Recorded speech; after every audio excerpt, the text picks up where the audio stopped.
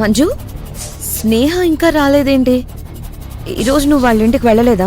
లేదు మేడం, నిన్న జరిగిన దానికి తను చాలా ఫ్రస్ట్రేషన్లో ఉంది.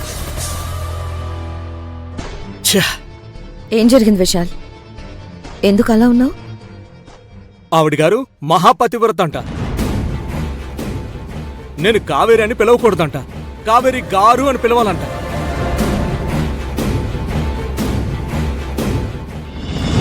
మీరు నాతో కలిసి పనిచేసే ఉద్యోగి మాత్రమే.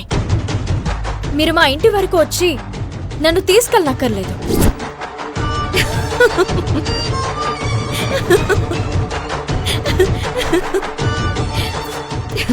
ఎందుకు అమ్మజా అలా నవ్వుతున్నావు?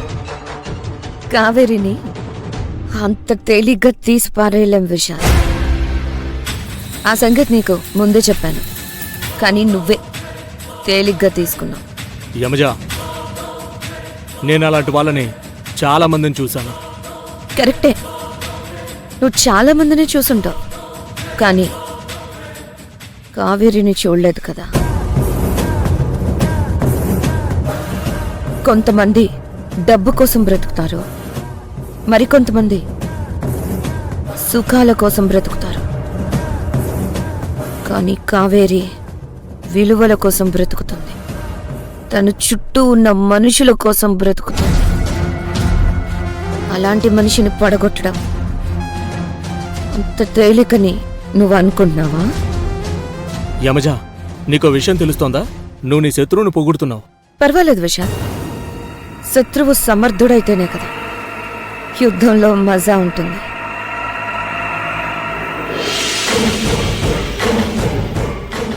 నిన్న నువ్వు ప్లాన్ చెప్పినప్పుడే ఇది వర్కౌట్ కాదనిపించింది, కానీ నువ్వేమైనా చేస్తావేమో చూద్దామని ఓకే అన్నాను. కావేరి చాలా తెలివైంది విశాల్. మనందరం ప్లాన్ ఏ, ప్లాన్ బి అని ప్లాన్స్ వేసుకుని రంగంలోకి దిగుతాం, కానీ కావేరి దగ్గర ఏ ప్లాన్ ఉండదు. ఎదుట వాళ్ళ ఎత్తులు బట్టి ప్లాన్ చేస్తుంది. తను చదువుకోకపోయినా సూపర్ ఇంటెలిజెంట్.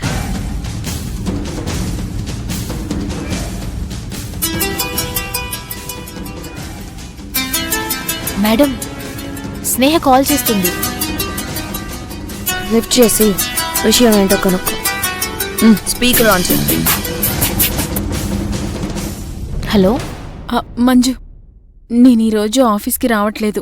మేడంకి చెప్పు. ఏమైంది? రుక్మిణమ్మకి ఒంట్లో బాలేదు.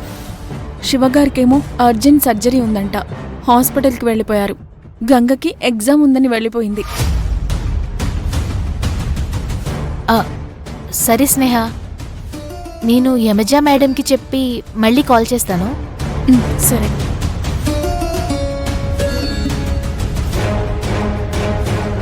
విన్నారుగా మేడం, తనకిప్పుడు లీవ్ కావాలంట. ఇంట్లో కావేరి మద్దర్ని చూసుకోవడానికి ఎవరూ లేరంట. యమజా, సెలవు ఇవ్వడం కుదరదు, ఆఫీస్కి రమ్మని చెప్పు. చెప్తాం, కానీ చెప్పేది మనం కాదు, కావేరి.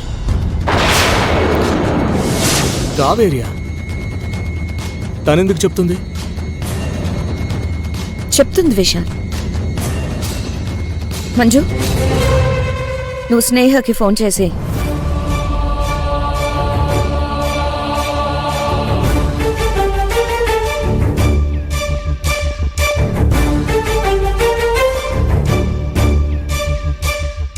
మీరిద్దరూ ఏం చేయాలో ఇప్పుడు అర్థమైంది కదా? అర్థమైంది మేడం, సూపర్ ప్లాన్. అమ్మా, ఇప్పుడెలా ఉంది? పర్లేదు. హలో మంజు, యమజా మేడంకి నా లీవ్ గురించి చెప్పావా? ఏమన్నారు? యమజా మేడం లేరు స్నేహ, అందుకే కావేరి మేడంతో చెప్పాను. ఆవిడ నీతోనే మాట్లాడాలంటున్నారు. ఇదిగో ఫోన్ ఇస్తున్నాను.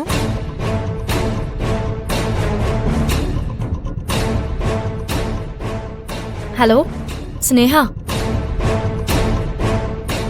కావేరి, ఇక్కడ అమ్మకి అస్సలు ఒంట్లో బాలేదు. జ్వరం ఎక్కువగా ఉంది. ఇంట్లో ఎవ్వరూ లేరు. అందుకే నువ్వు సెలవు పెడుతున్నావా? అవును కావేరి, నువ్వేం కంగారు పడకు. అమ్మ నేను చూసుకుంటానులే. అది సరే స్నేహ, నిన్న డేటా వర్క్ పూర్తి చేయమని చెప్పాను, చేసావా? ఇంకా పూర్తి చేయలేదు కావేరి. రేపు తప్పకుండా చేస్తాను. ఇలా అయితే ఎలా స్నేహ? నారాయణమూర్తి గారి ప్రాజెక్ట్ ఎంత ముఖ్యమో నీకు తెలీదా? పని చేయమన్నప్పుడల్లా ఏదో ఒక వంక పెడుతున్నాం. ఇదిగో విశాల్తో మాట్లాడు. స్నేహ గారు, ఈరోజు మీకు లీవ్ అవ్వడం కుదరదు. ఆఫీస్కి రండి. అది కాదండి, కావేరి వాళ్ళ అమ్మగారికి మిమ్మల్ని ఎలాంటి రీజన్స్ చెప్పొద్దని కావేరి మేడం చాలా స్ట్రిక్ట్గా చెప్పారు. లీవ్ ఇవ్వడం కుదరదు. ఇంట్లో ఎవరూ లేరండి. ఒంట్లో బాలేని అమ్మని ఒంటరిగా వదిలి ఆఫీస్కి ఎలా రాను? అదంతా మాకు తెలియదండి. జాబ్ కావాలి అంటే ఆఫీస్కి రండి. ఇది కావేరి మేడం ఆర్డర్.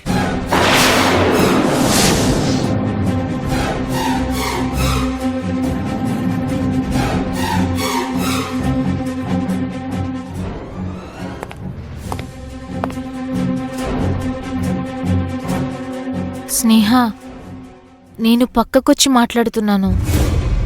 నాకు చాలా బాధగా ఉంది. ఇదంతా కావేరియే విశాల్తో చెప్పిస్తుంది. అది కాదే, జ్వరం వచ్చింది వాళ్ళ అమ్మకే కదా. దగ్గరుండి చూసుకుంటాను అంటే సెలవివ్వనంటుందేంటి? వాళ్ళమ్మకి జ్వరం అంటే కావేరి నమ్మడం లేదు. నువ్వు వాళ్ళ బావతో షికార్లు కొట్టడానికి వెళ్తున్నావనుకుంటుంది.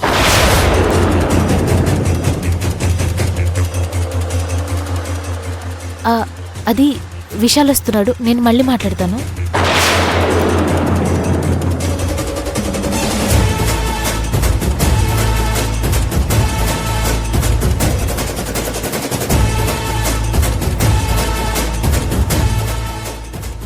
పోనీలా విశాల్, కావేరి విషయంలో మనం ప్లాన్ తప్పినా స్నేహని కావేరికి వాళ్ళ ఇంటికి పూర్తిగా దూరం చేయబోతున్నాం. మన ప్లాన్ ఫెయిల్ అవ్వలేదు యమజ. ఇప్పుడు కూడా మనం కావేరిని ట్రాప్ చేయొచ్చు.